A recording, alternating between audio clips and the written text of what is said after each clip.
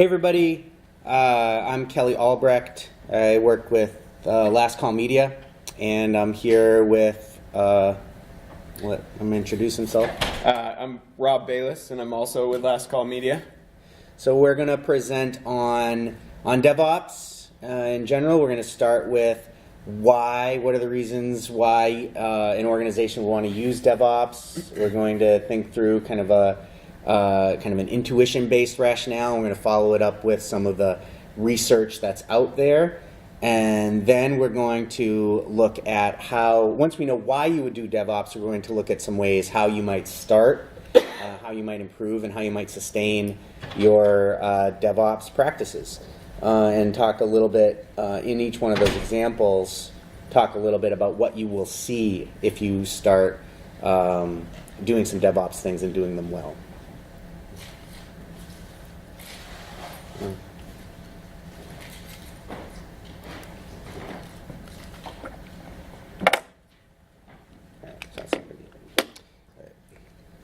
So, why would you do DevOps?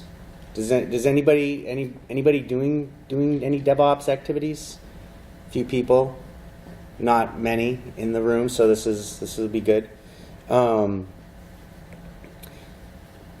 So imagine that you're in your organization and somebody comes along and says, hey, wouldn't it be nice if we could just ship this stuff straight to the customers? It seems like it's taking us a really long time to ship things. We're having ideas, and then months later, the customer gets it. It might not even be what they want by the time they get it. So what if you wanted to be able to ship things faster? You might have some questions about shipping things to customers at any time, like, I'm not trusted to ship things to customers at any time, or I don't trust others just to ship their stuff to customers at any time. Something could break. We should really have a review process, or things should get checked over and over. Imagine that you're the development team and you're trying to think about, like, how do I just get closer to the customers and ship things right to them?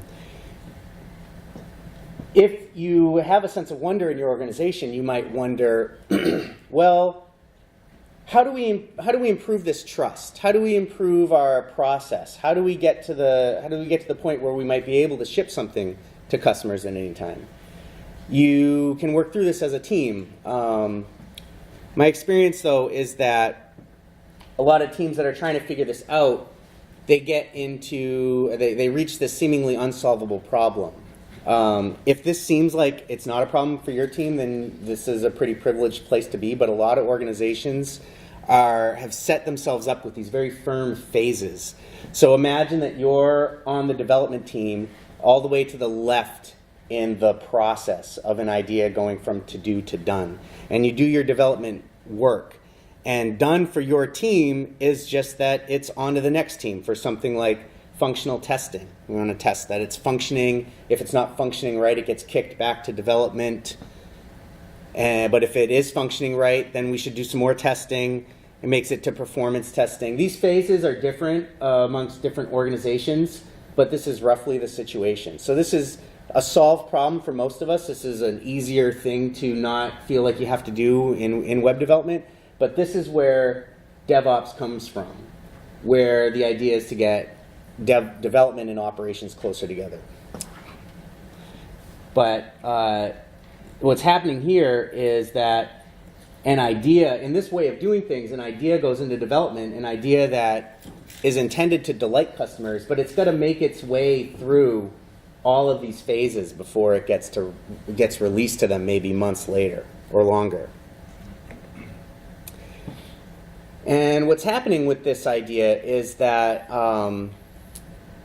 if you think as an individual, it's intuitive to think that, hey, if I want to get this done quickly, just give it all to me, and I'll get really fast at doing all of it, and then I'll give all of it to the next person. And then they can get really fast at doing all of it, and they can then give all of it to the next person. That's kind of what's happening when all of it goes to the development team, all of it gets done, goes to the functional testing team, all of it gets done, and that's how it moves through that process. And so we can think of this strategy as batch it up and be the fastest at processing your batch.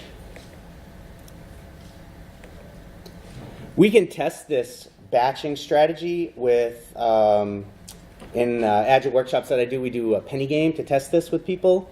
And the way that we simulate this, batching it up and having the whole batch move from one phase to the next phase to the next phase, is we imagine that we have 20 pennies. It is the idea, is the batch of work, and the customer wants their pennies flipped 4 times. So we're going to have one team, one group, the development group, flip them 4 times, and then move them all the way over to maybe like functional testing, flips them 4 times, moves them all the way over to performance testing, flips them 4 times, and so on to operations. And that team then flips them 4 times and delivers all 20 pennies. Right? So you can imagine this situation happening like so. What happens though when you run this exercise, when you run this simulation with a group of people, it takes about 2 minutes for the 20 pennies to be flipped once, then flipped a second time, then flipped a third time, then flipped a 4th time. 2 minutes. And since you're flipping all the pennies, the customer gets the pennies all at the same time, right? They get flipped the 4th time and all 20 pennies delivered to the customer. Like, huge release, party, yay. That takes about 2 minutes. If you change your batch to like a batch of 10 pennies at a time, so 10 pennies get flipped and then passed, and then they get flipped again and then passed, that happens actually faster. And then 5 pennies happens even faster than that. If you do it 1 penny at a time, where, say, the development team flips a penny, passes it on, functional testing team flips that penny, and then the development team can take another penny and flip that, the customer will get their first penny in about 5 seconds. So if you think about this difference, first the customer's waiting and waiting and waiting, and 2 minutes later, they get their first and last penny all at the same time. Whereas if you do 1 penny at a time in this simulation, they get a penny in about 5 seconds, and then they just keep getting pennies, the stream of pennies, because they're all flipping in right behind the first. The customer in this simulation, 1 penny at a time, gets all 20 pennies in 30 seconds. So whereas before they had to wait 2 minutes to get any pennies at all, and they get the whole batch in 2 minutes, now they're getting a penny in 5 seconds, and then continuous pennies all the way until they get the entire batch of 20 that they originally asked for in 30 seconds. So that's a lot faster. So if we think, so we can prove through this exercise that there is a much faster way to deliver value to customers than doing it in huge batches at a time. So if we think about this, like so we know that there's a different way to do our work and deliver it faster. How do we do this as a team, right? So you start thinking about like, how can we actually work this way? And that's one of the reasons that, one of the ways that we've started thinking in DevOps, right? Because if you, one of the hows to delivering those values like 1 penny at a time is that you need everyone on your team that it would take to deliver that 1 penny, right? So like if you flip it, you have everyone on the team that will flip that penny, flip the penny again, and then deploy it. So when you have everybody when you have the right people on your team that can deploy straight to the customer, then you can basically deploy to that customer at any time because everyone's on your team to test it, to do the work, to test the work, and deploy the work. And so you can break it down, you can break your work down into those smaller very small batch sizes, get the whole thing done, and ship it right out to the customer.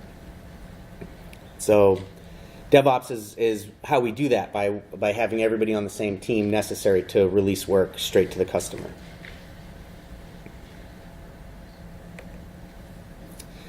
Another aspect of DevOps has to do with what happens when we look at some of the problems with having separate groups of people handing off work between them. You get these big batches of work, and the whole batch moves over, and there's a lot of miscommunication between what's happening. So if a team isolates themselves, they figure it out their own way, what it means to them, they do it their own way, and then it works in a way that they understand, and they pass it off to a whole other team who hasn't been really thinking about it at all, and that team needs to interpret the work and test the work. Or if it gets all the way to operations, the operations team oftentimes has a production environment that the development team, and then this is mostly a solved problem for a lot of people, but it's still the case in a lot of situations where the infrastructure that the operations team deploys to is something that the development team has no insight into. So by the time the operations team gets those quote unquote 20 pennies, they have to do some rework. They have to figure out what was originally intended with this work to deploy it. So with DevOps, you solve all those problems by getting everybody on the same team and communicating like people over smaller batches of work. And what comes from that is what somebody his research gets used a lot in understanding what works about DevOps and how it produces this way of releasing smaller batches of work more frequently is Ron Westrum, and that a performance-oriented generative culture is one that develops when you start to try to work together better, where you start to increase the flow of information. So you can imagine when you've got all the people on the same team, there's a higher flow of information, and you end up getting what's called a performance-oriented generative culture. And Westrum shows in his research, so you can look up this guy, that a generative culture is predictive of higher safety outcomes. And the generative cultures have the following traits: high cooperation, and all of these bullet points kind of relate to other cultures that Westrum defines that you can look up. There are the pathological culture where there's low cooperation, or a pathological culture the messenger would get shot, whereas in a generative culture the messenger gets trained. So if you're getting some bad news and you want to work with that messenger, the risks get shared across the team. You want to collaborate and bridge across things. Failure leading to justice being served against the person who failed. In a pathological culture, in a generative culture, failure leads to inquiry and learning. So this research gets used by the DevOps Research and Assessment Group with Jez Humble and Nicole Forsgren. So there's this book.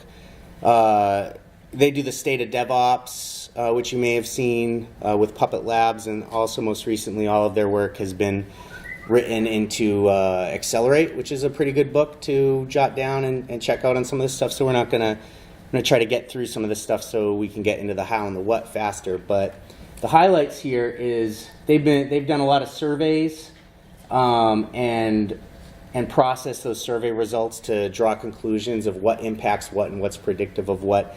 And they determined that there's a lot of correlation in companies that are high performers, and they define high-performing organizations as ones that deploy on demand multiple times per day. Their lead time for changes is less than an hour, so if they need to make a change, that lead time is an hour, and that's the time that it takes to go from committed code to deployed. Mean time to recover from a failure is less than an hour, and the percentage time that a change leads to downtime or significant slowness is 0 to 15%. So those are high performers. And one of the things that they found about high performers is that high performers have a generative culture, specifically of the type that Ron Westrum describes that I had on the previous slide. They are twice as likely to exceed their profitability, market share, and productivity goals. They achieve higher levels of throughput and stability. So not only are high performers producing more things, it's also more stable. So it's not really that like you need to slow down to have stability, but whatever it is that they're doing, they're getting it out faster and in a more stable way. And they spend more time on new work, less on rework. So it's interesting to study these high performers and to see what they're doing, and to see that a lot of what they're doing is what would be described as DevOps. Also, IT performance in this research is found to be predictive of the performance of the organization as a whole. So the better that IT is performing, the better the whole organization performs. So not only do we have the intuitive rationale for why you would work in a way that would be described as DevOps, there's also a lot of research out there right now, and it's continuing to come out. And this is one of the main ones if you wanted to dig into it more. I have this one because if you do start digging into the research and the data behind why you would want to do DevOps, you're going to come across this one. People love to share this slide. So let me tell you what's powerful about this slide. You can see that at the top there, the ROI in the top right of the table is that you will have a nearly 73,000% return on investment for implementing a DevOps practice. I mean, it's obviously better to automate all the things. You're obviously going to get an incredible return on your investment if you get your quality assurance for free, for example, through automation. But 73,000% is a pretty crazy number, and it begs the question, how do you come up with that number? And in trying to figure out how that number gets, how the author of this comes up with that number, I couldn't figure it out. I've spent 4 hours trying to figure this out, and I've brought this to the different kind of like Slack communities that I'm in, and nobody really can figure this out. This is a slide. This is one of Jeff Sutherland's favorite slides in his product owner workshops and Scrum at Scale workshops, and it just gets breezed through. So I'm not sure where that number comes from. The most sense that I can make of it is that it's, if you're trying to dig a hole and you use your fingernails, an excavator is going to be 73,000% faster, rough, basically. So, but this is all to say that this is out there. It may be completely real. Obviously, Amazon and Netflix and Google, they're just killing it in the marketplace, and they're killing it through automation and deploying thousands of times a day or so. But there's really not, in the scientific community, we come to find scientific knowledge through a consensus of a large number of highly skeptical individuals validating the data or invalidating it. And the DevOps and Agile community doesn't really have that yet that I can tell. So if you come across this as you're going into your research, yes. So a certain amount of what you're describing here, it seems like it sort of benefits an agile methodology as opposed to waterfall, right? Your coin flipping example, for example. Yeah, it's all agile is at the base of all of this. Yeah. So what is what are you separating out as the DevOps piece of that? Is that the automation of the testing activities and all of that, or what comprises DevOps in this portion of Agile? I think I'll put Rob on the spot in a second, but my first thought there is that DevOps is an Agile methodology where developers automate operations tasks, or if you get those two groups working together in an Agile methodology, and you figure out what kind of improvements can we make at the development level, at the code level, at the testing level, at the technical level.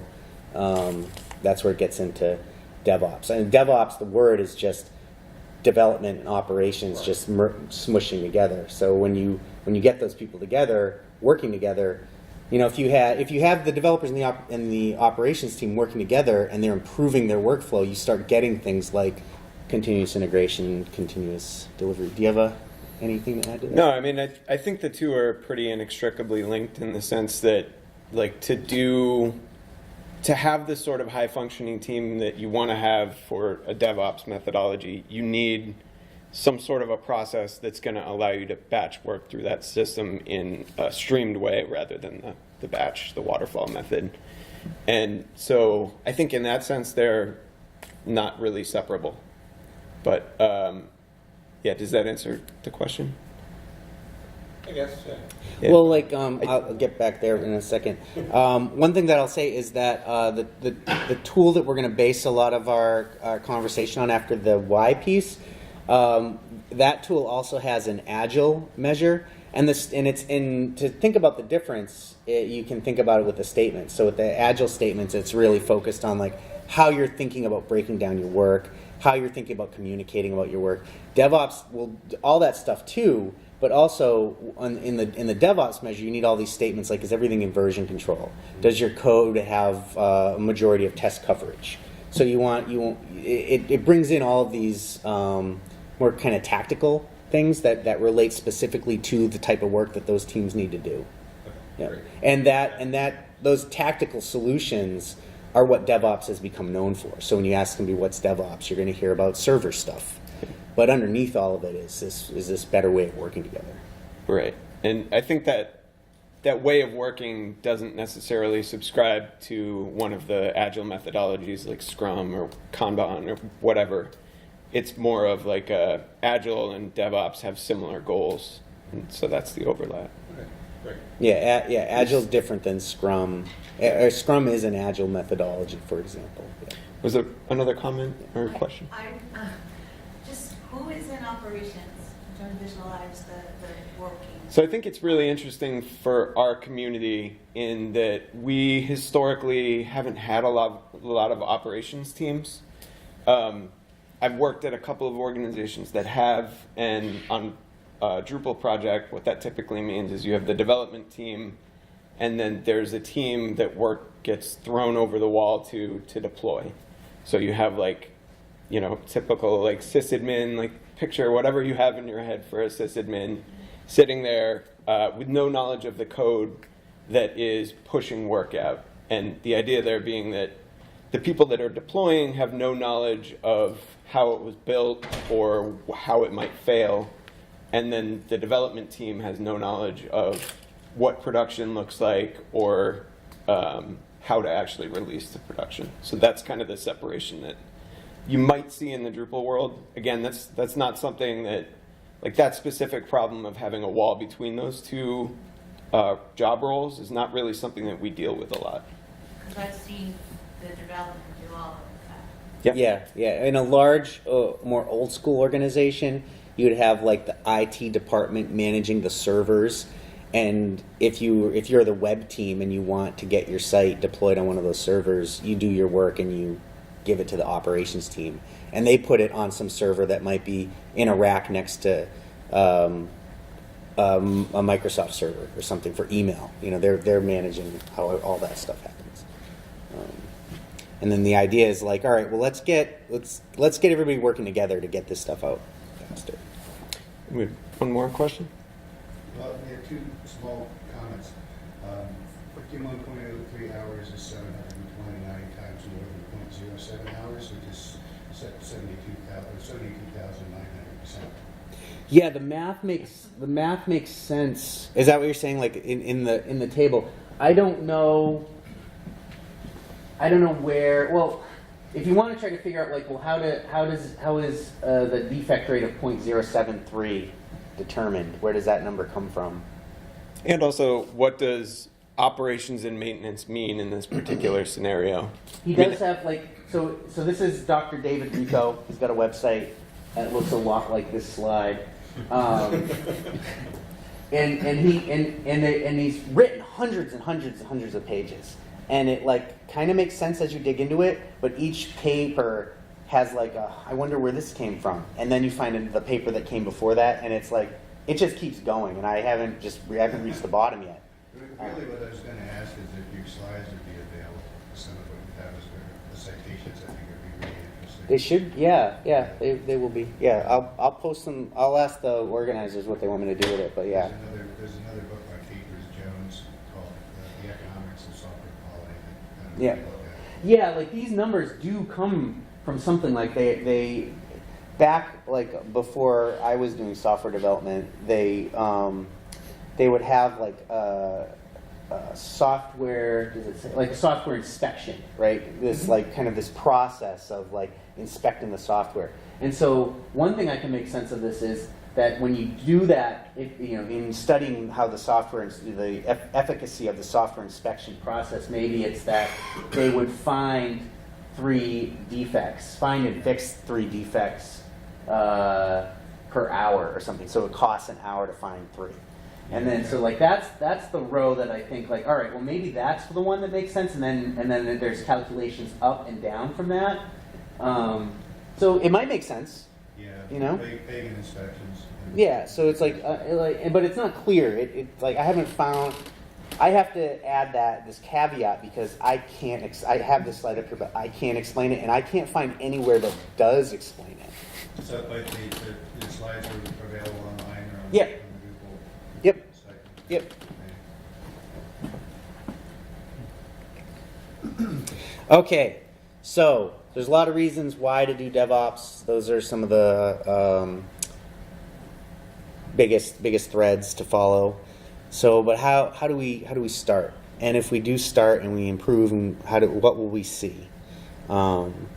So we did. Oh yeah, I wanted to mention. Oh, I had that data slide up because what I wanted to say was that there is no kind of scientific community that I'm aware of that vets this information and validates these claims. So you might find some claims out there that may be true or may not be true. What the state of DevOps researchers, what they do is they do surveys. And the reason why mass surveys are reliable is because for a survey to be off, you would, across 1,000 or thousands of respondents, you would need some kind of mass conspiracy to give a wrong answer. So you kind of get validity by having so many unrelated people responding, and you can, and the correlations and predictions come from the trends, and approaching those correlations, or approaching that data in a scientific way, you can determine if something's a correlation or if it's even more of a prediction.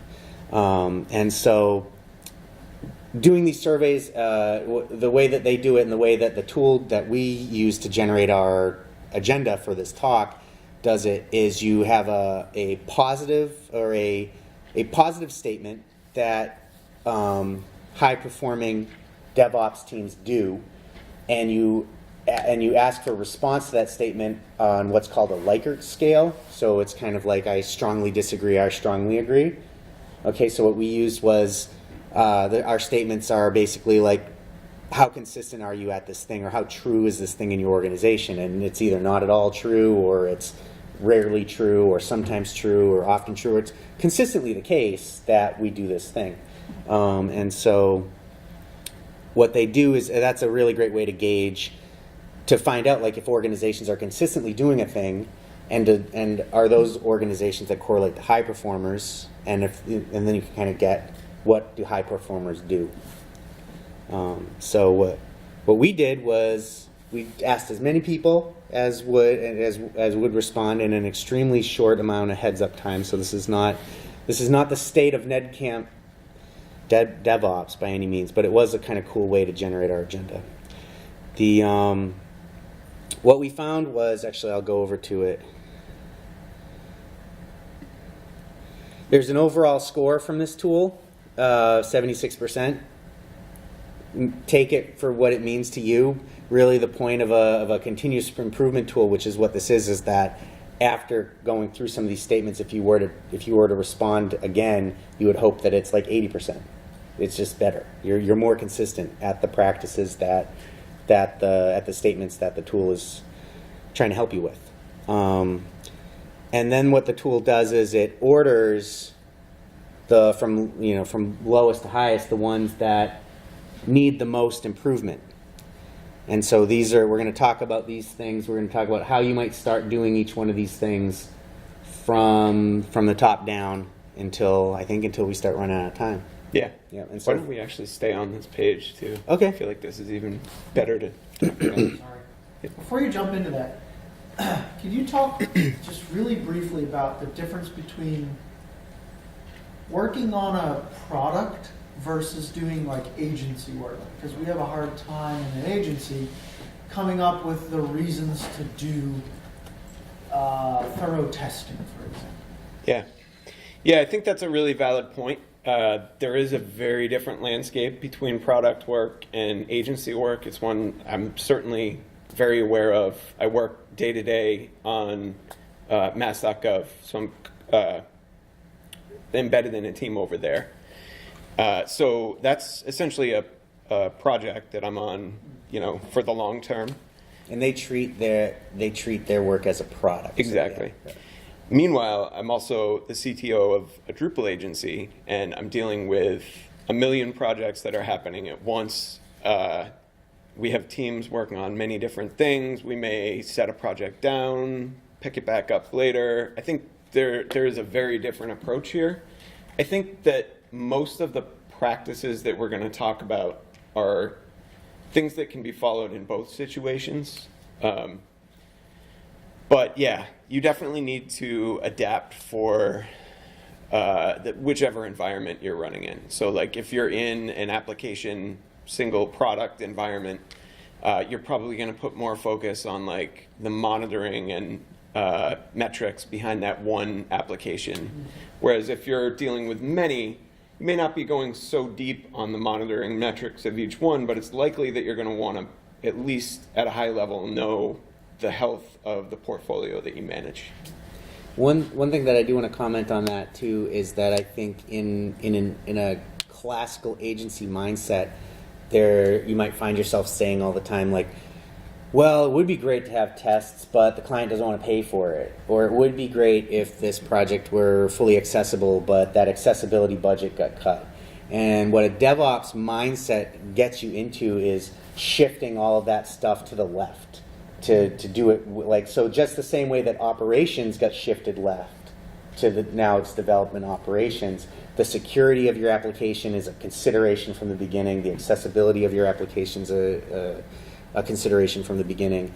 With testing, you will find that I think the value in writing tests is that it gets you to write testable code, and you write better code, and you write code that's not going to need rework. You're going to find that things are going to be done when they were supposed to be done.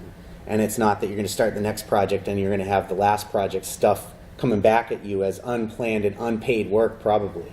So if you start working in the way where you build that stuff in from the beginning, you'll start to get a sense of how long things really take. You're going to have higher quality stuff, and you're going to estimate based on how long it really takes to have high quality stuff. You're going to have happier customers. I also think that as we go through these, keep in mind that these are all aspirational goals, and they may matter more or less for your particular use case. I think it's important to note that. Yep. And I was going to say something. Oh, yeah. This stuff is measure.team/results/2. It's open to the public. You don't need to make an account. And this is the one that we did for NEDCamp. And they all have, some content in here that's hopefully consistent with what we're going to say. Some of them don't have content, but a lot of them have some content. So the ones that we had content for, we put content in. And the ones that relate to a talk at NEDCamp have those talks in here too. So you could, if you think any one of these are interesting, I've matched up the talks that kind of go with them, I hope. But yeah, like Rob was saying, if you want to continuously improve, you really need to have like kind of like a shared horizon, lofty goal, or else you're going to hit it too soon, and then like where do you go once you hit the ceiling, right? So, and then like if it is a really lofty goal, the point of it is what ideas do you generate as with your team as you wonder how might you reach that goal. That the real value is going to be in that. So I don't know if you wanted to talk about this first one. So let's start diving into a few of these. And as Kelly mentioned, the way these are ordered, the ones that people kind of scored the lowest on out of our survey set are up top here. So the lowest one actually was this: branches live for less than a day before being merged. So the reason that that's important, I don't think we should be too focused on the number attached to this, the 1 day number. But the concept here is that units of work need to be sized in a way that they're individually reviewable and movable through the system very quickly. There are a lot of benefits to that, including, like, as a reviewer, I don't want to be reviewing something that has a million lines of code attached to it. The other thing that I think this statement is important to, like, bring to the surface is branch creation. So it goes, you create a branch, you push it up, and then typically it will go through, PR review. So one thing that we've found a lot of teams having trouble with in particular is branches getting stuck in that review state. So in other words, a developer has finished the work, it's sitting there, and then it needs someone to look at it, and that isn't happening quickly. We encourage everyone to actually prioritize work that's in review above pretty much anything else on the board. Don't put down something that you're, like, actively working on to do it, but as soon as you reach a pause or stopping point in what you're doing, the top priority for the team should be that review. As work moves to the right side of the board, meaning it starts in, to do, then it goes to in progress, and then it goes to in review. That in review state is the most at risk that your work can be. And the reason for that is that it has the most time sunk into it, and it has the most to lose if something else gets merged ahead of it and there's a conflict there. So definitely prioritize that in review column of your board and make sure that those branches are getting reviewed and through the pipeline as quickly as possible. And I'll add to that, like the less than a day thing is like, all right, well, geez, we're never going to get that. But like I was saying a second ago, the value is in the conversation. Like, how would we do it? What would we need to be different about how we're working? Maybe the work is coming to us too big. Maybe we need to work with a product owner, work with whoever's putting work in our queue to break it down more. We need to break our work more down, understand it better, so that it is smaller pieces of work that can flow through our boards faster. Stuff like that.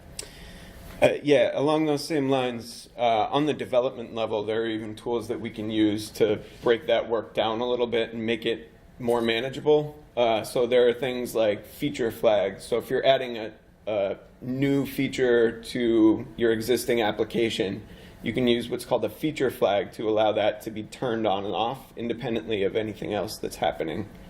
The other tool that we have, I forget what it's called. It's based on the trunk-based development. Branching by something, and essentially that it's a way of saying if you're creating a feature that touches something that already exists on the site, you don't want to break what already exists. So what you can do is take the existing functionality, add an abstraction layer around it so that it can be swapped in for whatever you need to replace it with, and then build out the new functionality alongside it. And then when the time comes to finish all the work and switch over to the new functionality, it's just a matter of moving something in place where the old functionality was. So those are two different approaches that you can use on the development level to break down a branch a little bit smaller even than the ticket might be. Did we have anything of what we might see if we start getting good at that? Like that stuff, is there a specific story in there for that? I don't remember. Yeah, I mean, we've seen a lot of cases where breaking down work is effective for helping teams improve their flow. The specific one that comes to mind for me is as I came on to the mass.gov project, the team that I was working on was in a situation where they had that in review column stacking up, to 2-3 times what the in progress column was. And just by prioritizing review without even changing ticket sizes, we were able to bring that in review column down a lot, which reduced a lot of the rework that had to happen for merge conflicts and that sort of thing. There are other dependencies in the company, like other practitioner groups that are doing the review work. Would you recommend approaching overall operations and saying we need our stuff to be reviewed faster? Yeah, absolutely. Yeah, you need everyone on your team necessary, and if they're not quote unquote on your team, they need to be able to jump on pretty quick. Like you want to be able to release stuff at any time. You don't want to be hindered by any kind of roadblock, or whether it's distrust or some kind of bureaucracy or something. So just thinking back to that slide that we had about the 4 different teams and the work shifting between them, the purpose of DevOps is to collapse that into a single multifunctional team. It would be great if you could get, whoever's responsible for that review onto the team in some fashion, whether that's stand-ups or whatever, so that they're in touch with the cadence and are able to keep up. All right, let's move on to the next one. On the next one, yeah. So system health is monitored proactively. So I think this is really important if you're working on a product. I think it's also important for an agency setting where you may manage many sites. So obviously, unplanned work is sort of the antithesis of getting things done on a regular schedule. Unplanned work happens from, can happen from a production incident. That is a very big cause of, long extended periods of we weren't able to get to the things that we were supposed to do. So in order to circumvent that, you want to be able to know in advance when your application is hitting an error state that is going to cause unplanned work. So in order to do that, there are 2 things needed. There's the monitoring piece of it, where you need to set up any metrics or monitoring stuff that should be in place to let you see trends over time. And then once you've got the monitoring and metric stuff set up, you can set up alerts for those systems to really be proactive about reaching out to you. I think there are a lot of gotchas in this. So just to walk through a practical example, let's say you're hosted on Pantheon and you have a site that continually has production issues that cause you to continually go back to it. One thing you can do there is set up the New Relic integration that they have out of the box and get that working. Once that's working, you'll have access to trend lines. You can see where the application was hitting trouble, but that's not really going to be proactive. You need to take it one step further and go and set those alerts up so that when response time exceeds 2 seconds, for example, it actually reaches out to your team and lets them know. So I think the gotchas fall into the category of monitoring things that you shouldn't. So just paying attention to every single metric isn't necessary and will consume a lot of your time. The other thing to watch out for is alert fatigue. So if you have applications that are being monitored that are continually pinging you, that's a very, very bad sign, because it's going to force your team to tune those out. So you really want those alerts to be meaningful and to be added around the things that matter to the application. To tie this back a little bit into the development operations teams distinction, historically and traditionally, the operations team is the one that is accountable to their system's uptime, and is basically the one that gets blamed when something goes down and their users can't use it, and so then the fingers start getting pointed. So without DevOps, you have an operations team that is extremely resistant to change, because change brings risk. They just want nothing to ever change. The server's been up for a year. Please don't ask us to put anything on it. Where our users are happy, they can use everything. They're as happy as we want them to be. And then somebody comes along with a great idea that's going to delight these customers, but it involves development, needing to develop something new, and then a big change happening on the server. So when you bring the 2 teams together and you get DevOps together, you get something like proactive health monitoring, because that's going to alleviate you want to alleviate these concerns. You want to make change easier. Development needs to change things. Operations doesn't want any change. How do you make change easy? And how do you make recovery easy too? So if you're proactively monitoring, you can catch the problems before. If you can deploy fixes really fast, rapidly, anytime you want, and you can know of a failure the instant it happens, then that comforts the whole situation. Yeah. It's not that operations doesn't want change, but they don't want risks. Right. Yeah. Change is risk. Yeah. Yeah. Yeah. Absolutely. That's a pretty important distinction. Yeah. Yeah. So just a quick example of this one. Again, I'm going to draw from my experience at mass.gov because that's what's most recently in my mind. But so we actually implemented this system. We were seeing a lot of 500 errors coming from production. And what we realized is that there was code being executed that was outside of any test loop that we had. And those changes just continually kept making it. Rather than try and increase the test coverage for the entire system, which I don't even know how you would begin to do that, and just to be clear, we do have tests in place that test all the business functionality, but there is other stuff that can break on the site. So what we did was we set up a nightly deploy of anything that was on the develop branch, so work that was destined for production either the next day or the day following.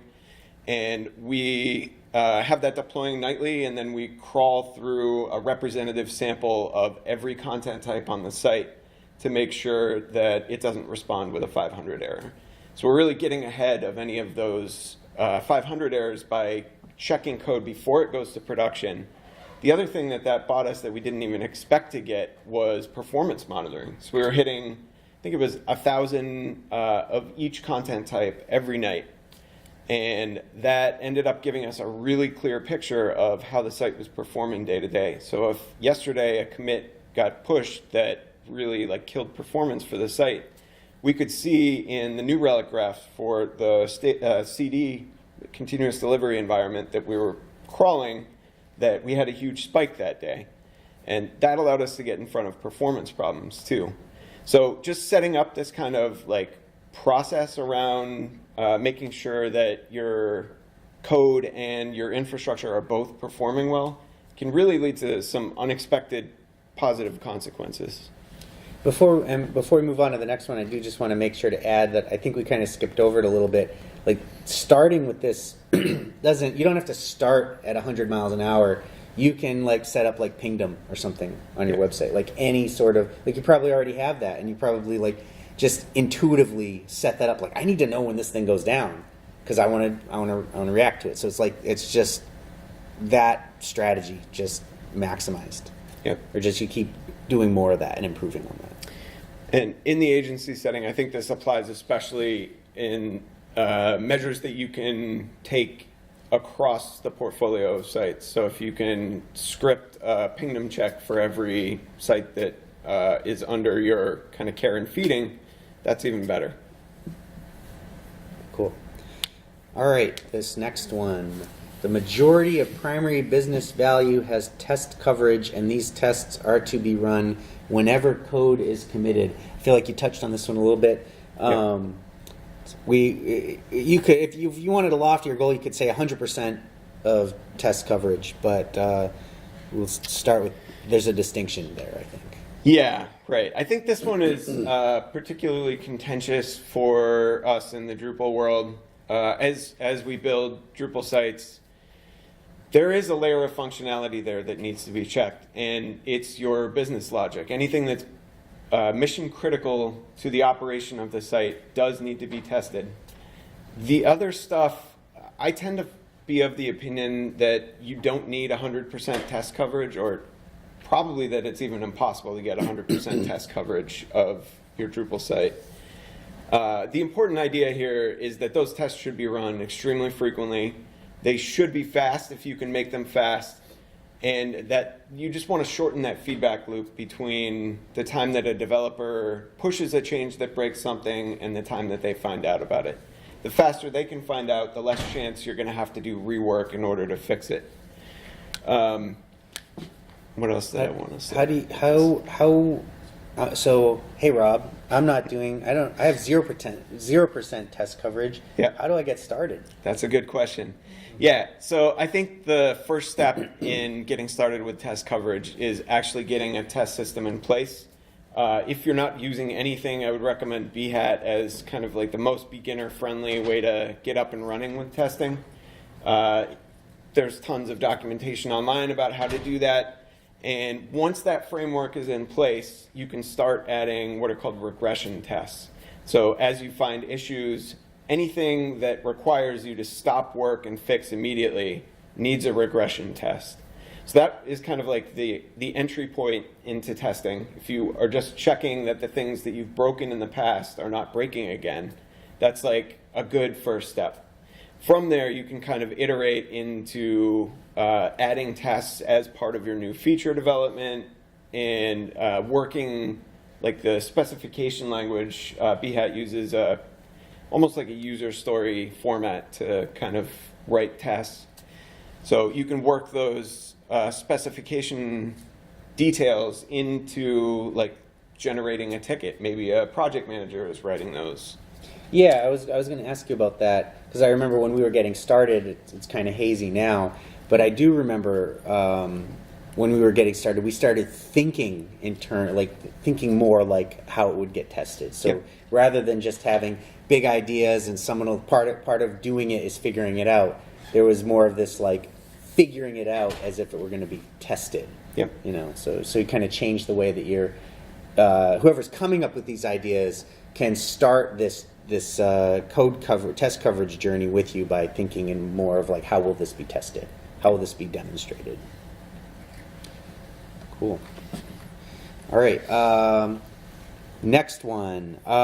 Work in process limits are used to monitor and improve flow and throughput. So high performing DevOps teams do this. And that's something that I would add to all of these. High performing DevOps teams have branches that live less than a day, for example. They have the majority of their primary business value covered with tests. They monitor and improve their flow and throughput by limiting it with a work in process constraint. So what this means, this is valuable because if you can improve, obviously, if you can improve the flow and throughput, you're going to be getting things done faster. You're going to be getting things to the customer faster. And so that's obviously valuable to be able to do that. So how would you start doing this? Well, first you need to, one way to start, I think the most popular way to start is to visualize your work on a Kanban board, right? So you can actually see the work that you're trying to improve the flow of. And the value of a Kanban board is it will surface for you where the bottlenecks are happening. So if you have a Kanban board with a to-do column and in progress column, let's just start with to-do, in progress, and done, okay? And you start seeing where each piece of work is in which column, and you can see, as a team, you can look at where the pileups might be happening. So you might start seeing the majority of your issues are in progress, and you can talk about that as a team. And so that is a form of monitoring how much work is in progress. And so you might decide, well, half of this stuff is in review. Let's add a review column. And so let's talk about what it means for each column to have too few things or too many things. So and the conversation is different for each column, right? So if you have too few things in to do, that raises a red flag. We're running out of work. If you have too many things in to do, that raises a red flag. Somebody's expecting too much of us. Maybe we need to kick that work off to another team, or maybe we need another team member, something like that. If you have too many issues in progress, that you got too much context switching. It's a bottleneck. You got too much. Why isn't this stuff finishing? What's up with this work that we're not getting it to the next step? If you have too few things in progress, are people just sitting on their hands? And so on. If there's too many things in review, if there's too few. So that's one way to start, is to first visualize it and then have it be an ongoing conversation with your team. How is our work flowing from to do to done, and what can we change to make it flow better? And then you can use limits, constraints, like what would be a good too few number to try for each column? What would be a too many number to try for each column? And all these constraints are meant for is to trigger the conversation. It's not like a rule, like you're going to stay in for recess if you have 5 things in progress and we want 4. It's just, hey, we wanted less than 4, but we seem to be having 5. Like, is a good flow for us to have 5? Maybe you change the constraint to 5, or maybe Or maybe, well, let's remind ourselves that we have it at 4 because we want people to check the review column before they pull another thing in progress. Something like that. And that's how you get started, and that improves the flow. Once you get to that point, you can figure out things like a cumulative flow diagram or a control chart. You can look these things up. They're kind of, they make sense once you figure them out. But then you can track, are things staying in one column too long? And you can start to track your improvement over time. And that's kind of a way to start and improve on that. What you get from that is stuff just gets done faster. You have things not sitting around too long, and values getting to the customer faster. Do we have to wrap this up? We've got either 5 minutes or 0 minutes, but This is fine. Cool. yeah. So maybe we'll just take a couple of questions if there are any, and yeah. So during all of this, it would probably depend on the size of the team and the business and everything. But do you see like the connective tissue being the project manager or the leads in each department talking with each other? It's neither, I think. Neither? It's the team itself. I think it's really important. So you can't build this process from the top down. It needs to, you can encourage it and sort of build the structures that are needed to facilitate it, but the actual communication needs to happen between the team members, and that's why it's that multifunctional team is very important to this idea. Right, you want a high trust team empowered to make their own decisions for improvement because they're in the trenches, so to speak. They're seeing it firsthand where things could be better, and you need them to be able to make the changes. They need to be trusted to make the changes. Yeah. So in those teams, what are the functional roles? It can vary. Typically, like in the traditional DevOps sense, you would have dev and ops people. But, a lot of times you'll see there's almost always a developer on these teams. There will probably be someone who's in more of an ops role, like a sysadmin type person.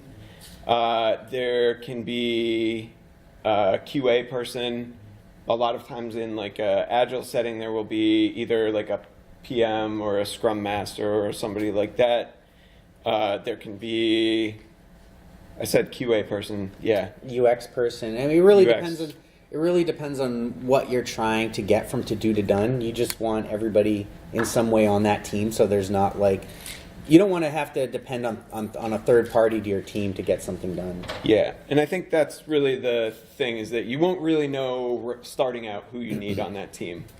But you're going to hit a point where you need something from an outside, like a third-party team that you're starting to realize that they're a bottleneck for your team.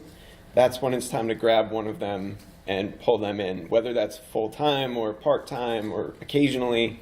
They need to be attached to that team in a way that will allow you to access them and them to access you. So I often talk to teams where there's somebody who's responsible for DevOps.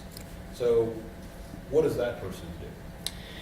Because it doesn't sound that that's a role on the team. Well, yeah. So I think that involves a bunch of teams. I would like that person to be the person who understands this kind of stuff that we're talking about the most and can serve as kind of a coach to the rest of the team. Ultimately, you don't want like a hero. You don't want like the DevOps hero responsible for all the things. I think it does kind of get pitched that way. Like you can get hired as a DevOps engineer, and that means something. And it's probably something slightly different than than the basics that we're covering here now. I think we're really covering a mindset. Yeah, and I think recently, DevOps, the role has meant that someone is more of like on the sysadmin side than the developer side, and that's how that has been used. But I think that's missing a lot of the value that DevOps has to offer in that, yeah, they may even be focused on like getting that pipeline, the CI stuff in place for the team, but I think that the other value of DevOps and sort of the broader concept is about facilitating that communication and making sure that all the different disciplines are able to talk to each other. And I think that's going to do it. So thanks, everybody. Thank you.